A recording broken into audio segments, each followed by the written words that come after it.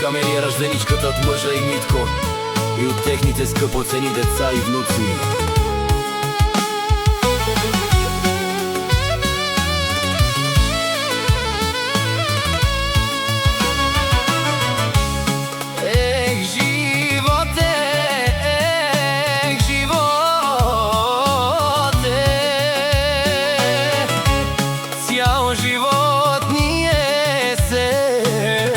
Мъчиме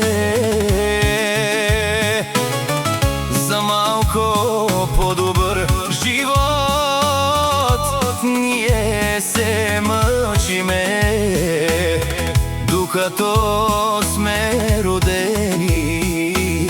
Ах бе, майко Камелия, ах бе, татко, кога вие ми казахте, че живота е труден? На мен ми беше всичко лъжа и шега, майко. Ти ми каза, сине мой, като пораснеш, ще видиш този живот. Колко е тежък да се мъчиш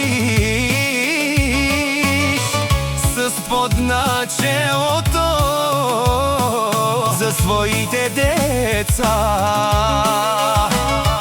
Ах бе, майко, ах бе, татко, стигнах това, което вие ми казахте. Това е станало в тази Англия.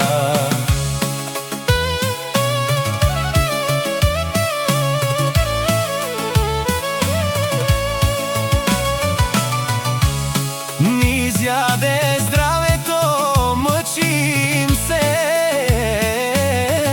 за по-добър живот, за нашите деца, за нашето семейство. Но всъщност младините ни отидоха в тази Англия.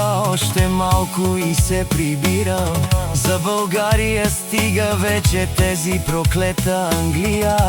Забравихме си къщите, забравихме си родина, майка плаче и татко се мой. Техните деца и внуци той да пази, вече да се приберат в бащиния си дом. Мила моя майко Камелия, всяка сутрин рано ставам аз да работя, да се мъча за моите деца, аз да докарам, защото, майко, те на мене разчитат. Ако мен ме няма, кой ще им дава?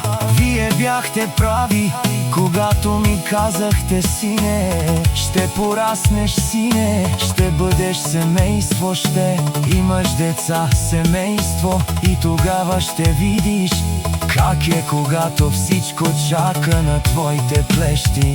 Ах, майко, татко, вие бяхте прави за всичко. Още малко и се прибирам в моя бащин дом. Стига вече тази Англия, майко, още малко и се прибирам.